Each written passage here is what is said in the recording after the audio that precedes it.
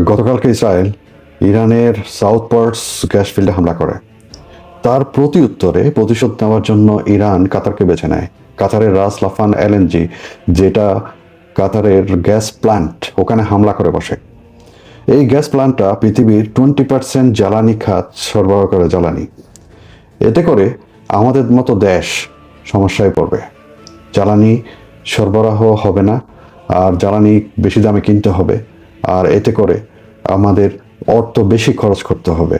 India, Pakistan, Bangladesh, Sri Lanka, Nepal সবাই সমস্যায় জড়িত হবে।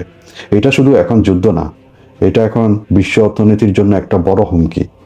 বিশ্ব অনেক বড় একটা ফাইন্যান্সিয়াল ক্রাইসিস দেখতে পাবে, যা মনে হচ্ছে।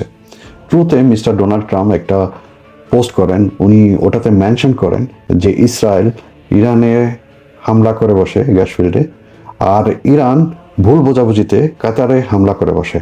উনি এটাও সতর্ক করেছেন, যদি কাতারে আবার হামলা হয় তাহলে এর পরিণতি অনেক ভয়াবহ হবে।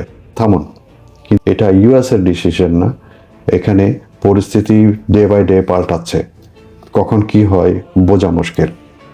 এখন তেলের দাম এই যুদ্ধের কারণে এমন ভাড়া বাড়ছে। Natural gas field in Iran.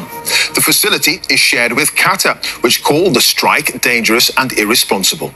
Oil prices rose sharply again today. আর অন্যদিকে ওখানে হরমুজ প্রণালীও বন্ধ হয়ে আছে, সেই কারণে শিপ মুভমেন্ট করতে পারছে না। তেলের দাম এখন পার ব্যারেল $114 থেকে $115 পৌঁছে গেছে। এইটা $200 হতে একটুও দেরি লাগবে না, এটা $200 ছাড়িয়ে যাবে। এখন চিন্তা করছি, এটা যদি গ্যাস ওয়ারে পরিণত হয় তাহলে পুরো গালফ কান্ট্রি যুদ্ধক্ষেত্রে পরিণত হবে। ফাইন্যান্সিয়াল ক্রাইসিস যদিও আসে, গালফ কান্ট্রিতে প্রথমে আসবে। এই যুদ্ধ কতদিন টিকে এটার উপর নির্ভর করবে পুরো পৃথিবীর ভবিষ্যৎ। আমাদের প্রধানমন্ত্রী তারেক রহমান উনি প্রাউডলি বলছে 85টা দেশে তেল, বিদ্যুতের দাম, গ্যাসের দাম বেড়েছে, আমরা স্থিতিশীল রেখেছি।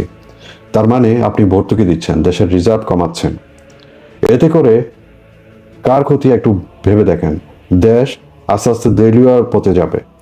আপনাকে এটাও বলে রাখি, আপনার একটু নজর দেওয়া উচিত এই ভর্তুকি দিতে গিয়ে পাকিস্তান, ইন্দোনেশিয়া, মিশর, তাদের কি দশা হয়েছিল একবার চেক করে দেখেন। এখন আপনি যে ভর্তুকি দিয়ে এখন এগুলো দিচ্ছেন, তো পরে দেশের অবস্থা কি হবে? দেশের রিজার্ভ কমবে, কারেন্সি ভ্যালু বা কমবে, তখন আপনার যে জিনিসটা পুরো পৃথিবী থেকে $1 দিয়ে কিনতে হয় সেটা $100 দিয়ে আপনাকে কিনতে হবে। এতে করে আমাদের দেশের লাভ নাকি লস একবার ভেবে দেখবেন। পুরো পৃথিবী যেভাবে বাড়ছে, আপনাকেও সেই গতিতে যাওয়াটা উচিত ছিল। নিজের ইমেজ রক্ষা করার জন্য আপনি দেশকে ঝুঁকিতে ফেলছেন না তো? দেশ এখন ঋণের বোঝায় জর্জরিত, তার উপর এই ভর্তুকি। আপনাকে পরে ওই লোন করে আপনাকে গ্যাস, তেল কিনতে হবে বেশি দামে, আর যে সারটা বানাবে ওটার জন্য দামি গ্যাস ব্যবহার করা হবে, আর ওই সার দিয়ে জমিতে ফসল উৎপাদন করবে, ওই ফসলটা দামে বিক্রি করতে হবে। এতে করে দেশের অবস্থা কি হবে একবার ভেবে দেখেন। এখনই ডিসিশন নেওয়ার সময়, ইমোশন দিয়ে দেশ চলে না।